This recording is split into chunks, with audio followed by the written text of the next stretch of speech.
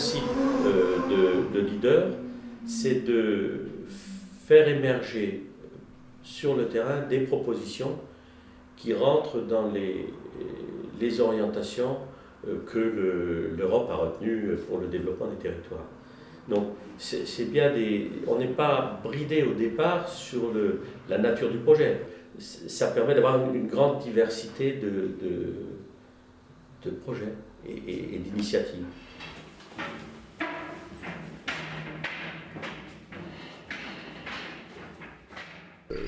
Le site de Mutzig est un élément dans une longue histoire. Donc l'histoire de la relation franco-allemande qui va en permanence voir les deux États, selon le déplacement de la frontière, instrumentaliser cette région qui est une région frontière où on va être amené à se battre. Et donc on a construit une quantité invraisemblable de fortifications et on a des lieux de bataille. Donc progressivement au niveau de la région, nous avons rapproché les sites entre eux et donc on a créé une synergie entre les sites qui nous permettent d'avoir une communication commune. On partage les expériences, on mutualise, on travaille en commun. Le Struthof, nous travaillons très régulièrement en commun avec le Struthof et donc discuter de l'opportunité d'une animation, d'un événement, même si ça ne nous concerne pas nous directement, c'est toujours bénéfique.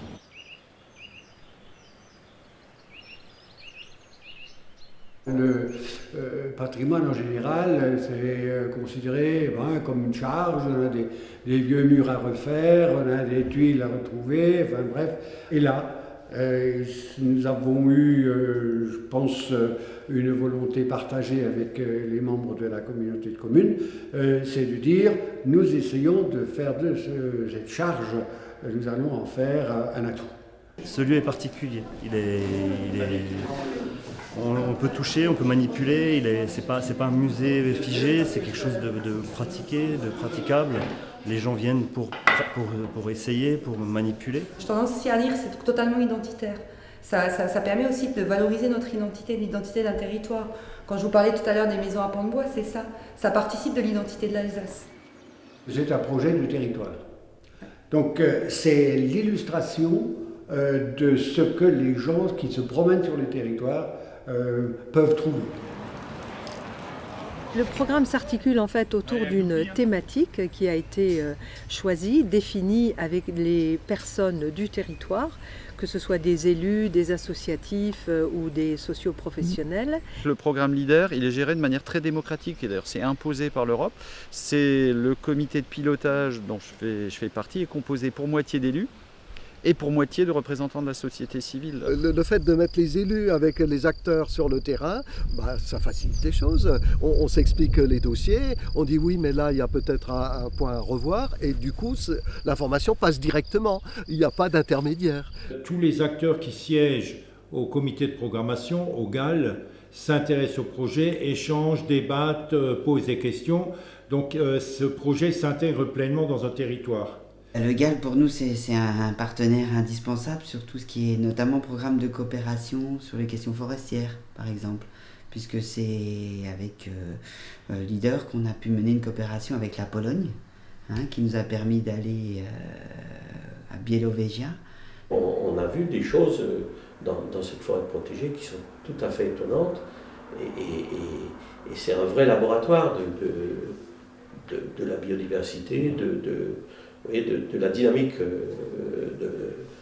de la forêt et donc ça c'est vraiment intéressant. Ça a permis à nos acteurs locaux et à nos élus d'échanger sur les questions pour notre territoire de développement économique forestier, mais en tenant compte de la dimension environnementale.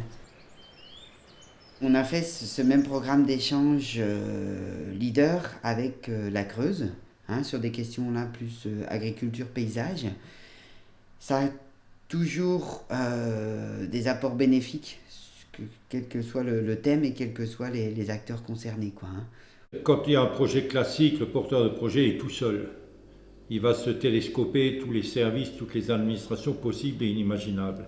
Là, il a une tête de réseau qui l'accompagne. On est allé à la pêche au projet, mais par le biais des communautés de communes en fait. Et on a fait quand même au début pas mal de dépliants pour essayer et communiquer de presse, pour appeler les gens à se bouger. Les vents ne sont même pas de même direction.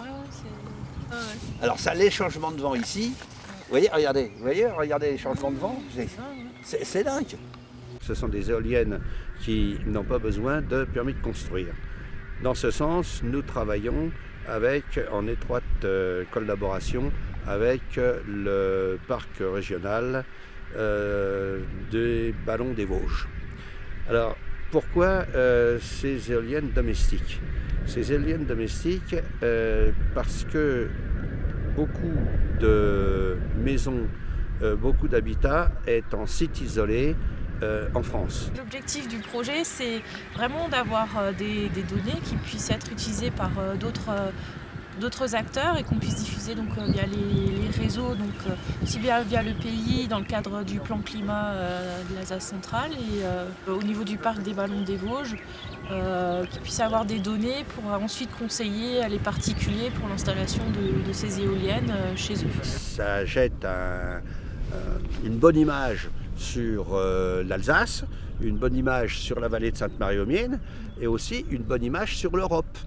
Parce que s'il n'y avait pas eu le financement européen, je ne suis pas sûr que le conseil municipal et la communauté de communes auraient financé. Ça a donné l'occasion à des associations ou à des communes, des Comcom, de faire des choses qu'elles n'auraient pas pu faire sans l'aide des fonds leaders. C'est important que justement des petites associations ou des privés puissent porter des projets au même titre que des élus, parce que c'est comme ça que aussi dans ces milieux-là, un petit peu en retrait, les milieux ruraux, voilà, des choses peuvent naître qui sortent un petit peu de l'ordinaire. La Maison de la Nature avait l'idée, le souhait de réaliser un aménagement éducatif à l'arrière du bâtiment.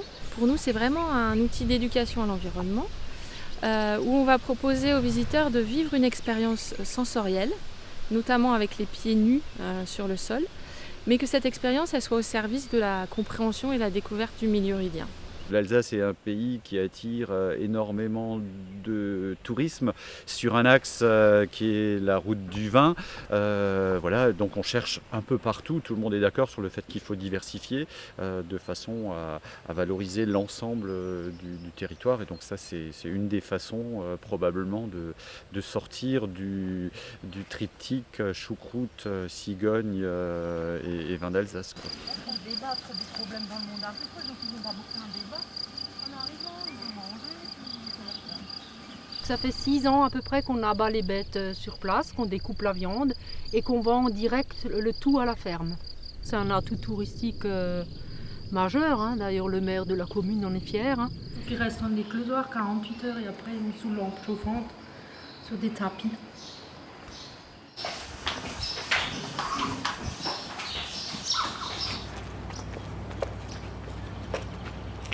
Le vélo assistance électrique, la location, les gens le découvrent souvent le week-end, ils découvrent ça. Mais après, quand ils achètent chez moi un vélo assistance électrique, que ce soit pour aller travailler ou faire de la balade et tout, là encore une fois, on est sur le développement durable. Parce que c'est des gens ce jour-là qui laisseront la voiture et qui prendront un vélo. Quand j'ai commencé, j'avais juste les 2 petits chalets, chaque côté. Et là, je viens de monter le gros au milieu. Donc on a Leader a participé aussi pour ça. Et puis là on a pu faire le magasin avec vitrine, agrandir la salle de restaurant, faire une cuisine aux normes correctes. Donc ça a été un gros avantage, quoi. Tout le travail de l'animateur, c'était de réussir non seulement à monter un projet qui était viable à l'échelle du territoire, qui impulsait une dynamique à l'échelle du territoire. Ensuite, trouver les cofinancements auprès des partenaires publics qui étaient donc la région, le département ou les communautés de communes. Et enfin, on intervenait pour monter le dossier Leader. Mais c'est aussi là que le travail d'animateur leader prend son sens, parce que finalement, quand on aide une communauté de communes, il y a des agents de développement qui sont déjà en place et qui savent très bien monter un dossier de demande de subvention, quoi. Alors que là, pour un particulier, une personne qui veut faire un meublé tourisme, par exemple, on leur apporte vraiment quelque chose. Souvent, ils n'ont jamais fait ça de leur vie. Ils sont souvent un peu déroutés par les formulaires qu'il faut remplir, etc. Donc là, je pense qu'on a fait vraiment notre travail d'accompagnement pour un porteur de projet, quoi. On avait entendu parler de subventions pour d'autres cas, mais bien évidemment pas d'un bateau. Première démarche qu'on a faite, on est allé à la mairie de Danemarie, voir si eux pouvaient nous aider, nous soutenir, parce qu'on ne savait pas du tout. Et à la mairie, ils nous ont préparé une liste de tous les dispositifs qui pouvaient exister et ils nous ont aidés à les cibler. Et puis de fil en aiguille, ça s'est mis en place. On est parti au conseil régional et puis on est arrivé au leader, on va dire. Ça s'est fait après relativement naturellement. La difficulté, c'est plus d'identifier au départ où aller taper à la bonne porte, on va dire. C'est ça le plus compliqué. On a mis en place le distributeur il y a maintenant 3 ans. Et c'était immédiatement réel succès. L'impact purement sur l'exploitation, c'est 15% de chiffre d'affaires additionnel, c'est une valorisation du produit. Et donc par rapport à ça, au lieu d'avoir un bâtiment avec 20 000 poules pondeuses, on arrive à dégager un revenu décent, correct, avec 4 000.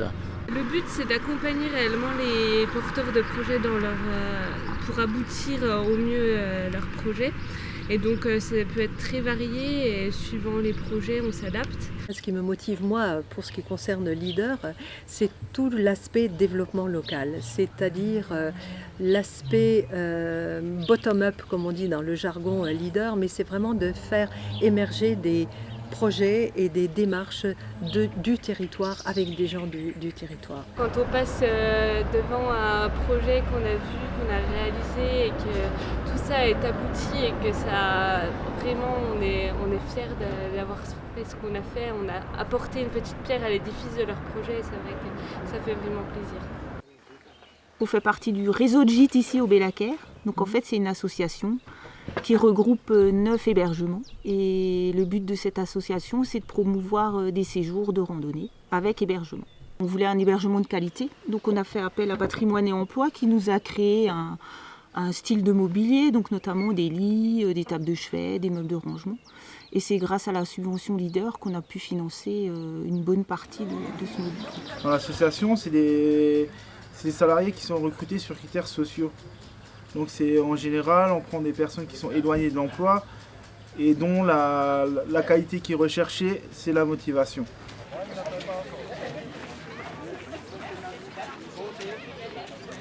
On a fait un regroupement de 15 éleveurs pour vendre en direct la viande de veau, de poulain, de bœuf.